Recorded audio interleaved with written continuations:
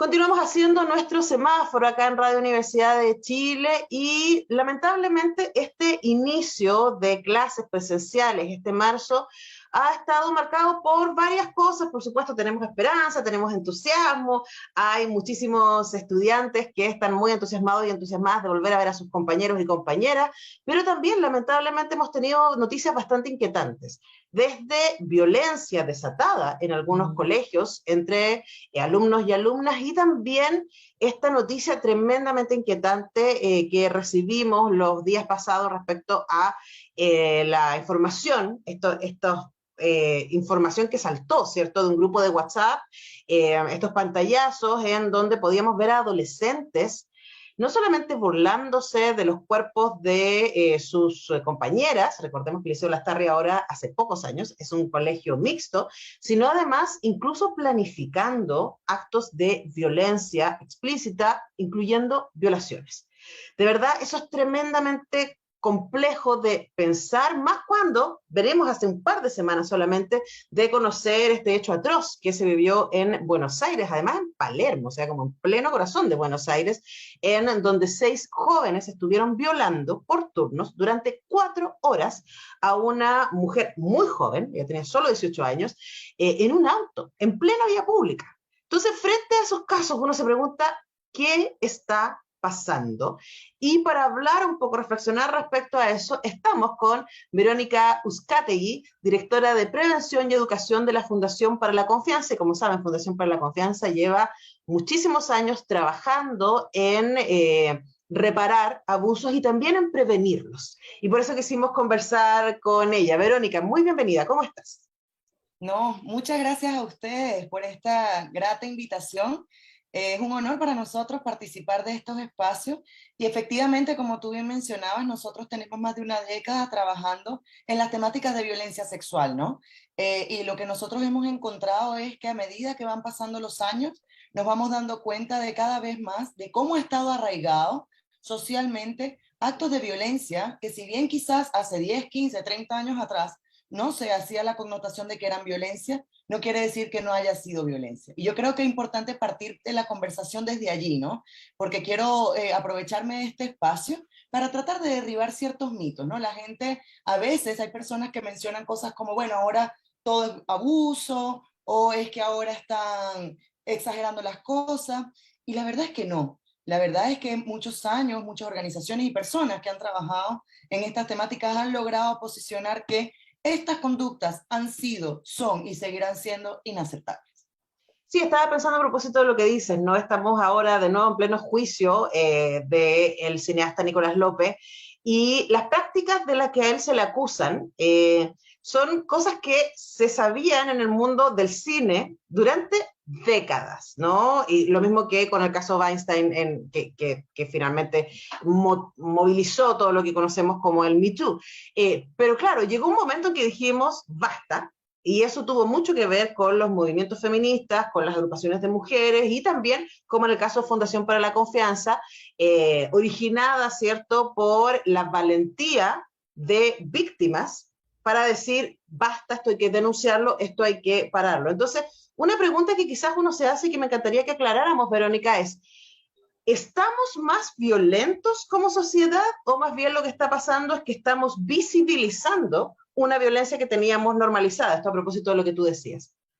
Es una pregunta súper interesante y yo tiendo a creer que estamos más sensibles, lo que me parece absolutamente positivo, ante las diversas violencias que las personas pueden vivir.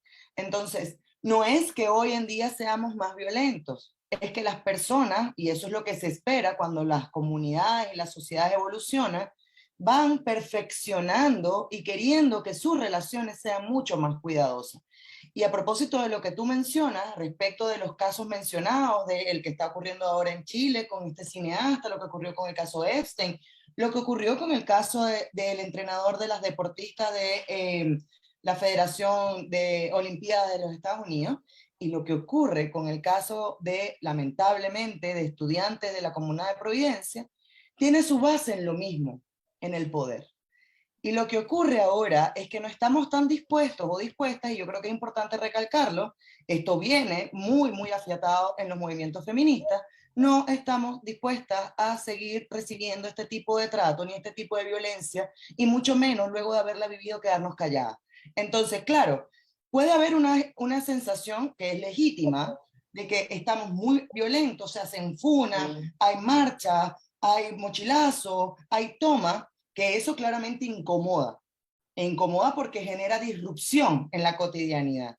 Y eso es un acto político que, si bien esperamos que no tenga que seguir ocurriendo, porque no queremos mujeres violentadas, lo que posiciona es que esa misma disrupción es la que viven las mujeres cuando son víctimas de violencia. Y Y la peor. viven solas.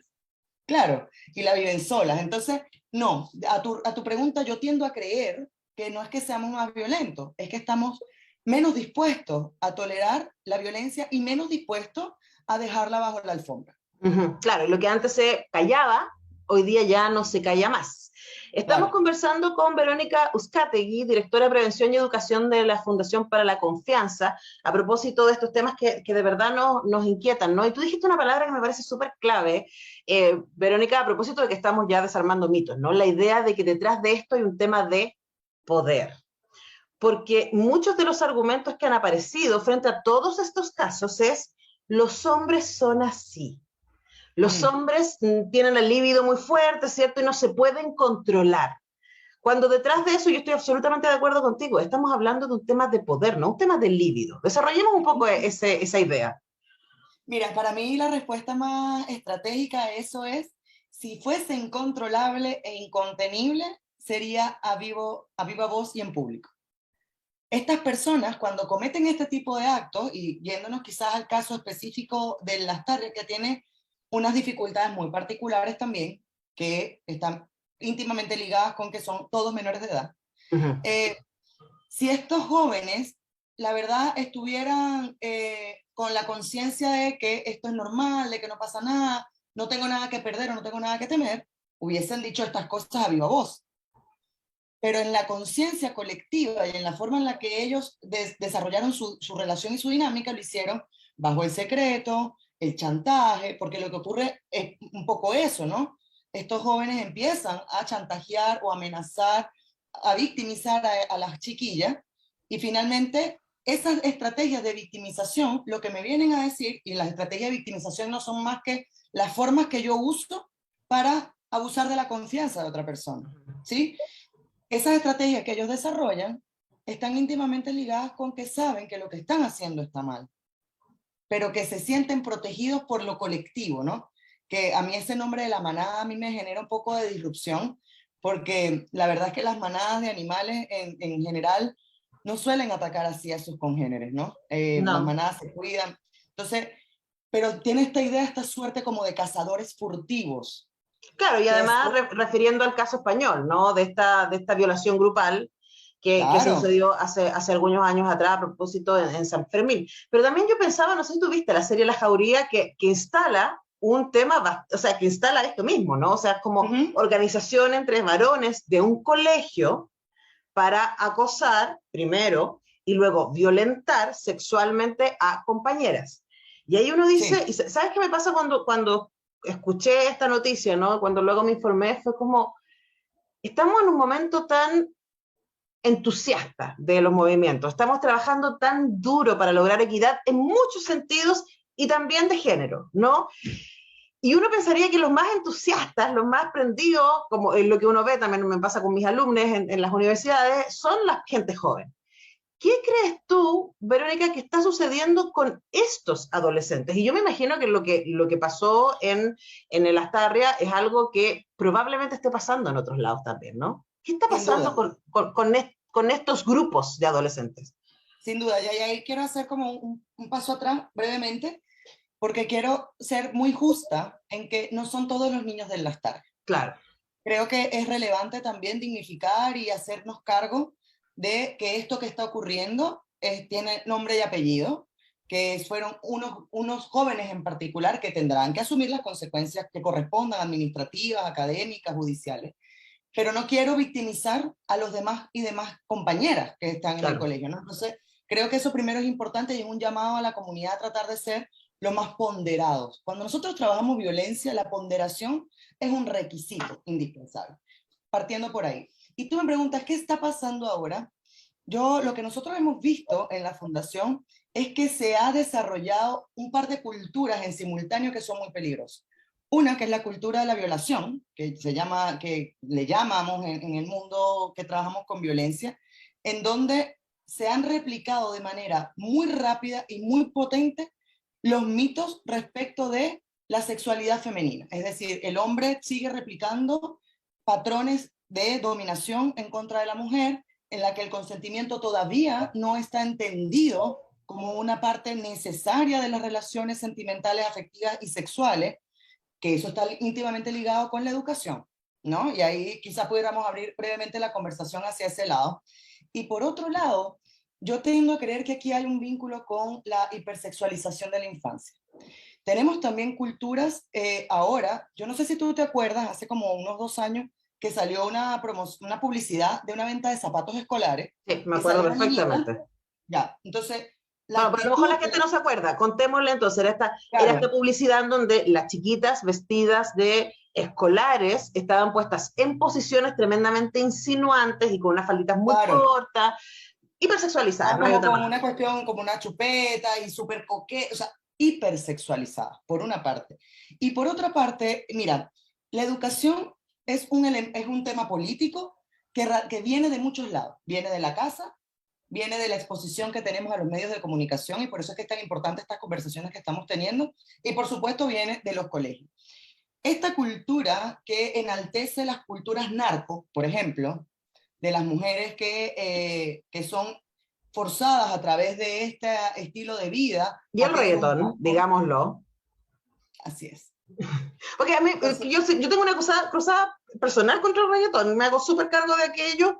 Yo también. Desde lo musical, pero especialmente respecto a la construcción de imaginarios de género que están instalando. Absolutamente, mira. No olvidemos, pero lo voy a poner como contexto para que la gente pueda entenderlo. No olvidemos que una de las máximas figuras del reggaetón, el colombiano J Balvin, tuvo que ser censurado por YouTube, ni más ni menos. O sea, a quien más le interesa tener visitas, YouTube tuvo que bajar un video de él en donde él trataba a las mujeres como perras, visualmente también, no solamente en la letra, ¿no? Y eso fue el tiroteo reciente que se tuvieron ahí entre versos con Residente. Eso para que la gente como contextualice, como un ejemplo, ¿no? De que este es el tipo de consumo de cultura pop que están teniendo nuestros adolescentes también. Absolutamente, Antonella. Y fíjate, yo le quiero invitar a las personas que nos están escuchando, si viven con adolescentes, que les inviten a hacer un ejercicio. Que busquen la canción de reggaetón que más les guste y la grafiquen. Que traten de dibujar, no importa la calidad del dibujo, que traten de dibujar y de reproducir gráficamente lo que se está escuchando. Yo me hago cargo de lo que digo como persona que trabaja activamente en la prevención de la violencia y el abuso sexual contra niños y niñas, así como la exposición a pornografía es una vulneración gravísima de derechos. Yo creo que la exposición a contenido que es derechamente misógino, violento, que describe formas de maltrato explícito a la mujer, también es una vulneración de derechos.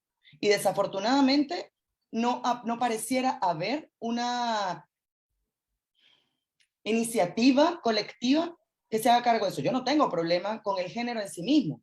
Mi problema, igual como no tengo problemas con el cine, mi problema es con la industria, por ejemplo, de pornografía, como páginas de internet que tienen videos que no son consentidos por muchas mujeres, que siguen lucrando con eso. Como eso yo lo considero abuso, considero el mismo abuso lo otro, ¿no? Quizás no voy a tener tanta receptividad con esta opinión, pero ciertamente creo que esta exposición permanente, accesible, inmediata, ahora, yo puedo poner mi teléfono y escuchar cualquier tipo de estos temas, por supuesto que genera un impacto en la forma en la que se relacionan los jóvenes y las jóvenes. Siempre ha sido así.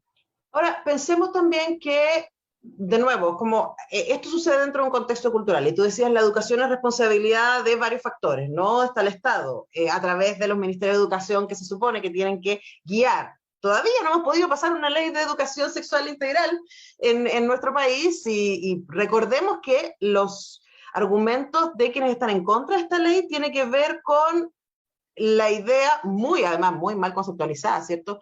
De la ideología de género, ¿cierto? De la hiperliberización de nuestros niños, cuando exactamente es lo contrario. Lo hemos hablado acá con José Andrés también respecto a lo importante que es que los niños tengan herramientas para poder enfrentarse a estos contenidos, por una parte, ¿no? Pero por otro lado también lo que tú decías, ¿no? ¿Qué estamos haciendo los adultos? ¿Cuánto nos sentamos a conversar con los niños? Entonces, como para ir cerrando, Verónica, y este tema da para un montón, así que seguramente vamos a volver a hablar al respecto, ¿qué hacemos hoy? Quienes están en casa escuchándonos, en sus autos, en sus trabajos, diciendo, yo tengo niños y niñas, y yo tengo adolescentes en casa. ¿Cómo trabajo con ellos estos temas? ¿Cómo puede ser, por ejemplo, esta noticia un disparador para el diálogo? ¿Qué es lo que debería hacerse? ¿Sientes tú? Tú acabas de dar en una gran tecla, que es conseguir el disparador del diálogo. Para los padres es difícil tocar estos temas con los hijos por varias cosas. Primero, porque me da miedo saber que mi hijo o mi hija pueda estar siendo víctima de violencia. Y en ese miedo quizás me paralizo. También me puede dar miedo enterarme de que mi hijo es el que ejerce violencia, mi hijo o mi hija. Esto aplica para todo, para el bullying, para la violencia sexual, para cualquier tipo de cosa. Eso por una parte, conseguir un tema que nos sea cercano. Lo segundo, hay una guía que yo les puedo compartir, te la puedo hacer llegar, que habla de comunicaciones efectivas de temas difíciles, una guía que hizo una fundación ecuatoriana, y lo que se propone es que lo primero que nosotros tenemos que hacer es derribar nuestros propios prejuicios para con nuestros hijos. Desafortunadamente nosotros vemos a los niños desde unas miradas absolutamente adultocentristas, como por ejemplo lo que se llama la cultura de la propiedad.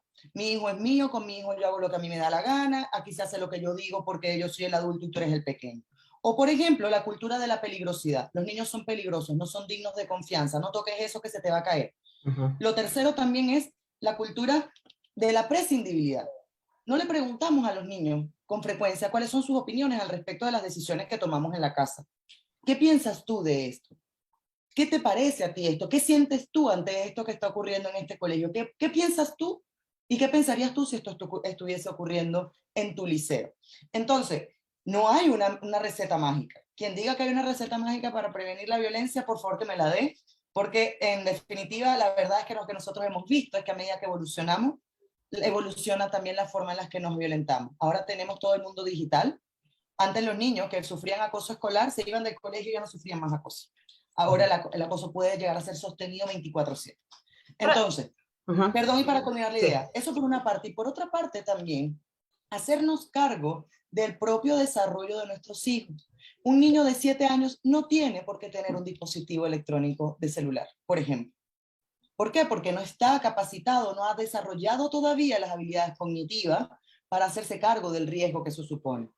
Hay una fundación argentina que se llama Fundación Grooming, y con esto cierro este tema, que dicen, no podemos nosotros exigirle a nuestros hijos que sean transparentes y claros cuando yo le abro una cuenta en una red social para la cual no tiene edad para acceder. Bueno, sí, si las mismas redes sociales, que son las más interesadas en tener usuarios y usuarias, ponen límites, los papás deberían escuchar esos límites para empezar.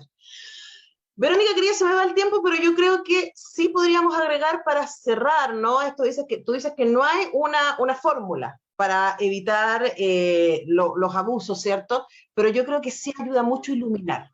Y eso es lo que hacen ustedes por más de una década en Fundación para la Confianza, eso es lo que estamos haciendo también desde Radio Universidad de Chile, iluminar estos temas, no dejarlos en la oscuridad, hablemoslo, expongámoslo y veamos qué nos pasa con eso que está sucediendo. Sentimos que desde ahí puede ser un aporte, así que muchas gracias, Verónica Uzcategui, directora de Prevención y Educación de la Fundación para la Confianza, por este tiempo y por tu generosidad con nosotros.